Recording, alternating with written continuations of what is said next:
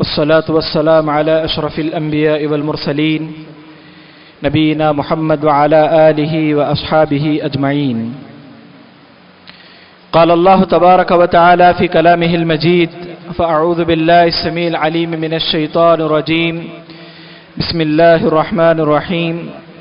وتفقد الطير فقال ما لي لا أرى الهدهد أم كان من الغائبين لأعذبنه عذابا شديدا أو لأذبحنه أو ليأتيني بسلطان مبين.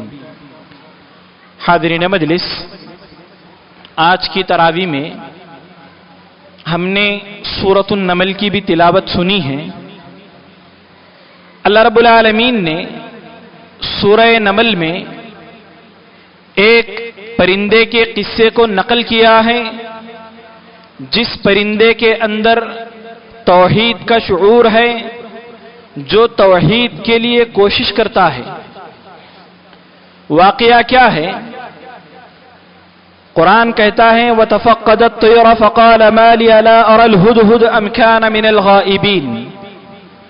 سلیمان علیہ السلام اپنے لشکر کے ساتھ گزر رہے تھے. ایک جگہ آپ نے لشکر کا جائزہ لیا، کون ہے کون نہیں ہے یہ معلومات لینے لگے تو آپ نے دیکھا کہ ہدہد پرندہ غائب ہے. ہدہد پرندہ لشکر میں موجود نہیں ہے. سلیمان علیہ السلام نے کہا فقال ما لی لا اری الہدہد، ہدہد کہاں ہے؟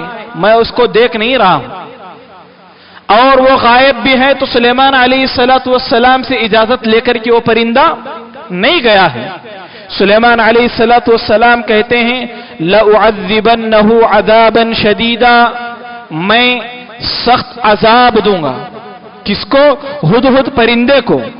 او لأذبحنہ، یا پھر میں اس کو ذبح کر دوں گا، الا یہ کہ وہ میرے پاس کوئی شرعی عذر، واضح نشانی، دلیل لے کر کے آئے کہ وہ کیوں غائب تھا. یہاں دیکھیے پرندہ غائب ہے، حکمران جائزہ لیتا ہے، اجازت لے کر کے نہیں گئے تھے، اس لیے سلیمان علیہ السلام کو غصہ آتا ہے کہ ہدہد جب آئے گا تو میں اسے سزا دوں گا یا اسے ذبح کر دوں گا، اللہ کہ وہ کیوں غائب تھا وہ مجھے عذر بتائے گا. اب پرندہ آتا ہے، قرآن کہتا ہے فَمَكَثَ غَيْرَ بَعِيدٍ، تھوڑی ہی دیر گزری تھی کہ پرندہ ہدہد لوٹ آتا ہے. وہ سلیمان علیہ السلام سے کہتا ہے احطت بما لم تحط به وجئتك من سبأ بنبأ یقین. اے سلیمان علیہ السلام، میں ایک چیز جانتا ہوں، ایک چیز کا مجھے علم ہے جس چیز کا احاطہ آپ نہیں کیے، آپ نہیں جانتے. آپ مجھ پر غصہ ہیں، ناراض ہیں. دیکھیے ایک چیز میں جانتا ہوں آپ نہیں جانتے. یہاں دیکھیے پرندے کی سلیمان علیہ السلام کے سامنے کیا اوقات. اللہ نے سلیمان علیہ السلام کو کیسی بادشاہت دی، ہواؤں پر حکومت، پرندوں پر، جنوں پر، دنیا کی عجیب و غریب مخلوقات پر حضرت سلیمان کی حکومت. آپ کا مقام مرتبہ کیا ہے؟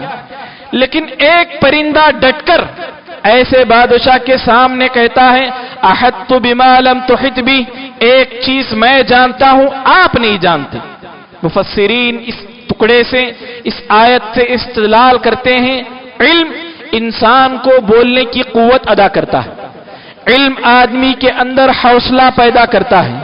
یہاں پر ایک معمولی پرندے کو وقت کے بادشاہ کے سامنے بولنے کی جو چیز قوت ادا کرتی ہے وہ علم ہے. اس لیے کہ ملکہ سبا اور اس کی قوم والے جو کچھ کر رہے تھے وہ علم پرندے کو تھا، حضرت سلیمان علیہ السلام کو علم نہیں تھا. یہ علم ہی ہے جو انسان کو بہادر بناتا ہے، جو ایک چھوٹے بچے کو بھی بسا اوقات قوم کے سامنے بہت ہی بڑا اور بہت ہی فضیلت والا بنا کر کے پیش کرتا ہے. اسی طرح اس کے بعد قرآن کہتا ہے سلیمان علیہ السلام کے سامنے ہدہد پرندہ کہتا ہے انی وجدت امرأة تملکہم وأوتیت من کل شیء ولہا عرش عظیم. اور وہ علم کیا ہے، وہ خبر کیا ہے جو ہدہد پرندے کو تھی، سلیمان علیہ السلام کو نہیں تھی. پرندہ کہتا ہے میں نے ایک عورت کو پایا جو حکمرانی کرتی ہے، تعجب سے بیان کرتا ہے یقیناً میں نے ایک ایسی عورت کو پایا جو حکمرانی کرتی ہے، اللہ نے اسے ہر چیز عطا کی ہے اور اس کے پاس ایک زبردست عرش بھی ہے، تخت بھی ہے۔ آگے فرماتا ہے وَجَدْتُهَا بَقَوْمَهَا يَسْجُدُونَ لِلشَّمْسِ مِن دُونِ اللَّهِ، میں نے اس عورت کو اور اس کی قوم کو پایا ہے کہ وہ سورج کے لیے سجدہ کرتے ہیں اللہ کے علاوہ۔ کیا خبر دے رہا ہے ہدہد کہ میں ایک ایسی عورت کو پاتا ہوں جو حکمران ہے۔ تعجب کا اظہار کرتے ہوئے کہتا ہے عورت ہے اور حکمران ہے۔ شریعت نے عورت کو حکمرانی کے لیے نہیں بنایا ہے، شریعت نے عورت کو شوہر کے گھر کی نگہبان بنایا ہے۔ اللہ نے عورت کو سیاست کرنے کے لیے، باہر نکل کر کے قوم کے مسائل حل کرنے کے لیے، ڈسکس کرنے کے لیے اللہ نے نہیں بنایا ہے۔ اللہ نے عورت کو بنایا ہے چہار دیواری کے اندر رہ کر کے اپنی حفاظت، اپنے شوہر کے گھر کی حفاظت، اپنے بچوں کی تربیت کے لیے بنایا ہے۔ یہ شعور اللہ نے پرندوں میں بھی رکھا ہے۔ عورت اور حکمران ہو، یہ کیسی عجیب بات ہے۔ آ کر کے پرندہ حضرت سلیمان علیہ السلام سے کہتا ہے اور اللہ کے نبی نے فرمایا ہے لن یفلح قوم ولوا امرهم امرأۃ، وہ قوم کبھی بھی کامیاب نہیں ہو سکتی جو قوم حکمران ہو یا جس گھر میں عورت کی حکمرانی چلتی ہو یا جن لوگوں کی حکمران عورت ہو، ایسی قوم کبھی بھی کامیاب نہیں ہو سکتی۔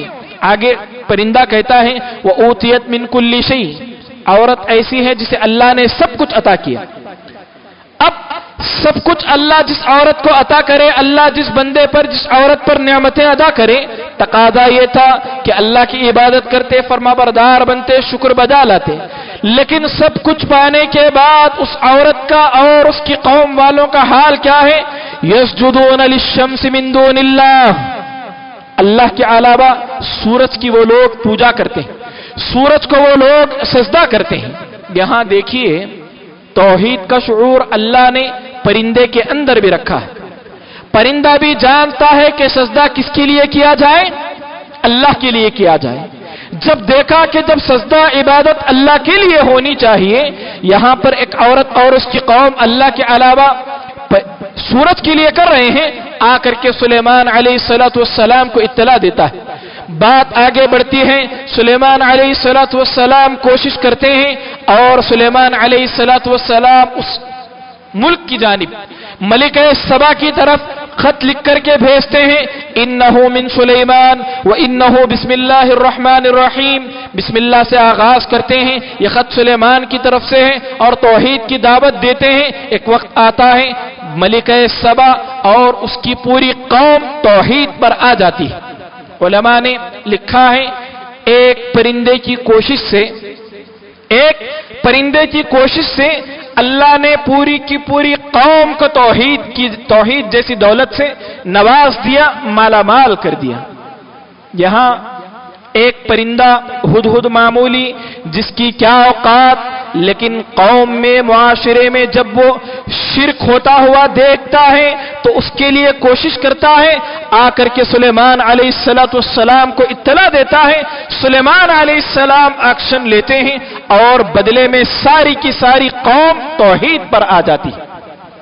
کیا آج ہم ایک معمولی پرندے سے بھی گئے گزرے ہیں؟ ہمارا پڑوسی قبر پرست ہے، ہمارے خاندان میں شرک کرنے والے موجود ہیں، یہاں ایک پرندے نے معمولی کوشش کی، ساری قوم کو توحید کی دعوت نصیب ہوئی۔ کیا آج یہ کوشش میرے اور آپ کے اندر ہے؟ کیا آج ہم لوگ جو کڑا پہنتے ہیں، تعویذ پہنتے ہیں، اپنے پڑوس میں، خاندان میں، قبیلے میں، کیا ہم انہیں ان کے شرک سے دور کرنے کے لیے کوشش کیے ہیں؟ غور کرنے والی بات ہے، غور کرنے والی بات ہے۔ اس پرندے کے اندر اللہ نے اتنا شعور رکھا اور اس کے لیے یہ پرندہ کوشش کرتا ہے، لیکن انسان اشرف المخلوقات ہونے کے باوجود اس پرندے سے گیا گزرا ہے۔ ایک تو پرندے کے اندر جیسا توحید کا شعور ہے، انسان کے اندر نہیں، اسی لیے اللہ نے کہا اولئک کالانعام بل هم اضل، آج کا انسان جانور یا اس سے بھی گیا گزرا ہے۔ جانور کے اندر بھی توحید کا شعور ہے، اس کے لیے کوشش کرنے کا جذبہ ہے۔ انسان ایسا ہے جس کے اندر توحید کا شعور نہیں، اور اگر ہے بھی تو وہ اس کے لیے کوشش نہیں کرتا ہے۔ کوشش کرنی چاہیے۔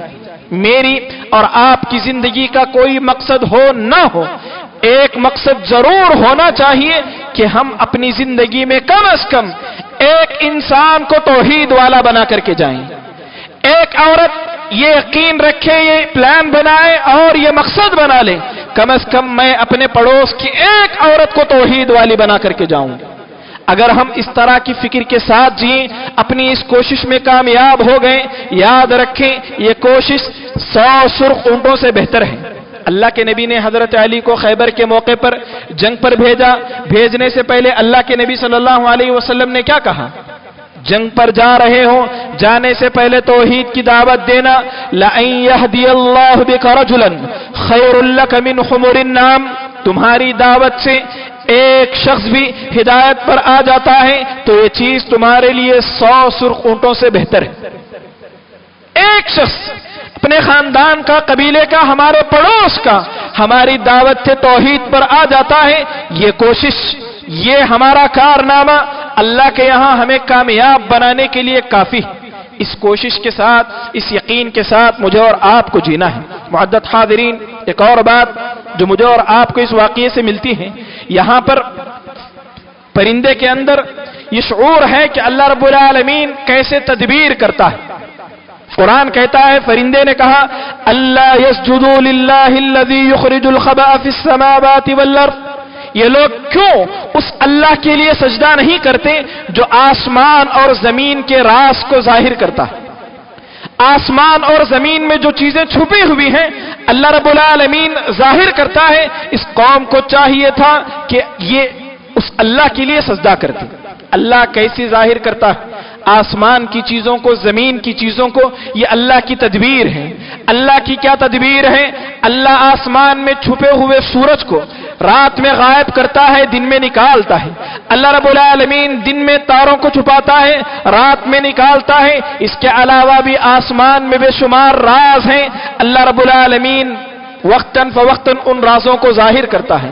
زمین میں اللہ کے بہت سارے راز ہیں، زمین سے اللہ ان رازوں کو باہر نکالتا ہے۔ کسان زمین میں دانا بوتا ہے، وہ دانا کیسے پھل بنتا ہے، کیسے فصل بنتا ہے، آج تک دنیا کی کوئی طاقت معلوم نہیں کر سکی۔ یہ اللہ کی قدرت، یہ اللہ کی تدبیر ہے۔ اس اللہ کی تدبیر پر غور کریں تو انسان توحید پر آ جائے گا۔ اللہ کی تدبیر کیسی ہے؟ آپ نے کبھی غور کیا ہے؟ ایک پرندہ اللہ کی تدبیر کا حوالہ دے رہا ہے، کیا آپ غور کرتے ہیں اللہ کی تدبیر کیسی ہے؟ اللہ کیسے پلاننگ کرتا ہے؟ انسان بس اپنے وجود میں غور کر لے۔ اللہ نے جو انسان کا سر سے لے کر پیر تک وجود بنایا ہے، اس پر غور کر لے تو وہ کبھی غیر اللہ کو سجدہ نہیں کرے گا۔ اللہ رب العالمین نے انسان کو جو بنایا ہے، اللہ نے ذائقہ چکھنے کی جو صلاحیت ہے اللہ نے زبان میں رکھی۔ کیا بڑی بات تھی کہ چکھنے کا ذائقہ، یہ لذت اور یہ طاقت اللہ انگلیوں میں رکھ دیتا، ہم چھو کر کے معلوم کرتے۔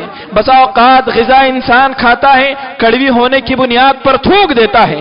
کڑوا محسوس کرنا اور تھوکنا یہ نوبت ہی نہ آتی، اللہ رب العالمین انگلیوں میں یہ چیز رکھ دیتا کہ انسان چھو کر معلوم کر لیتا۔ لیکن علماء نے لکھا اس میں یہ حکمت بھی ہو سکتی ہے، انسان جب لقمہ کھاتا ہے تو اسے چبانے کی حاجت پیش آتی ہے۔ جب انسان لقمہ چبانے کے دوران اسے بوریت محسوس نہ ہو، لذت محسوس کر کے چبائے، اس لیے اللہ نے ذائقے کی لذت زبان میں رکھی ہے۔ یہ اللہ کی تدبیر ہے۔ اللہ نے انسان کے جسم میں، انسان جب بیٹھتا ہے، یہ جو ہمارا بیٹھنے والا حصہ ہے، وہاں پر گوشت اللہ نے زیادہ رکھا۔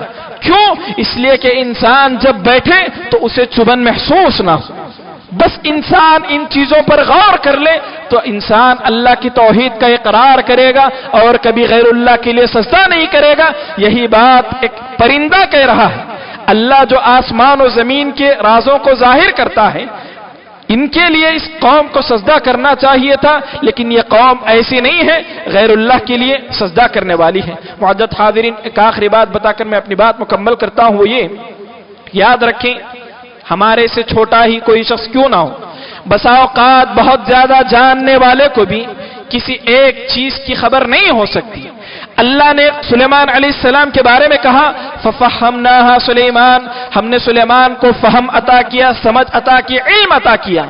اتنے علم والے ہونے کے باوجود ایک بات جو پرندے کو تھی سلیمان علیہ السلام کو نہیں تھی، اور جب حضرت سلیمان کے سامنے پرندے نے ڈٹ کر وہ بات کہی، حضرت سلیمان اس کا انکار نہیں کیے۔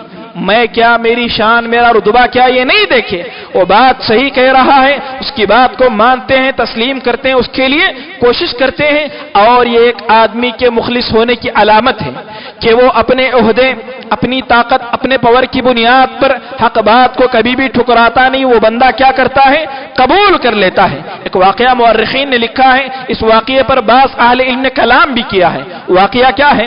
حضرت عمر ممبر پر ٹہرتے ہیں، ممبر پر ٹہر کر کے لوگوں سے کہتے ہیں مہر کی ایک حد ہے، اس سے زیادہ مہر اگر کوئی اپنی بیوی کو دے گا تو میں وہ زائد مہر لے کر کے بیت المال میں جمع کر دوں گا۔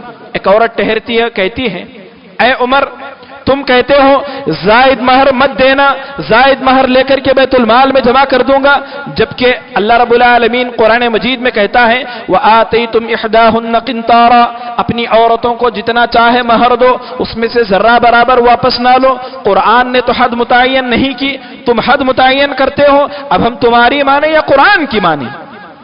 خلیفۃ المؤمنین حضرت عمر رضی اللہ عنہ واپس اپنی جگہ پر آتے ہیں، کہتے ہیں امرأۃ اصابت، عورت نے بھلی بات کہی، مرد سے غلطی ہوئی، اپنی حیثیت، اپنا مقام، اپنا رتبہ خیال کیے بغیر حق بات کو قبول کرتے ہیں، اس پر عمل بھی کرتے ہیں۔ یہاں پر ایک پرندے نے ایک بات بتائی، اپنا رتبہ، اپنی حیثیت کچھ بھی دیکھے بغیر حضرت سلیمان نے اس بات پر عمل کیا، نتیجے میں پوری قوم کو توحید کی دعوت نصیب ہوئی۔ یہ کردار میرا اور آپ کا بھی ہونا چاہیے کہ بسا اوقات کوئی ہم سے چھوٹا شخص مال میں، رتبے میں، حیثیت میں ایک اچھی بات کہتا ہے جس سے آپ کا، امت کا بھلا ہوتا ہو، اس بات کو سننا چاہیے، اس پر عمل کرنا چاہیے۔ اللہ ہم تمام کو جو بھی آیتیں ہم سنتے ہیں، سمجھتے ہیں، اس پر عمل کرنے کی اللہ ہم تمام کو توفیق نصیب فرمائے۔ آمین تقبل یا رب العالمین۔ سبحانک اللہم و بحمدک، اشہد ان لا الہ الا انت، استغفرک واتوب الیک۔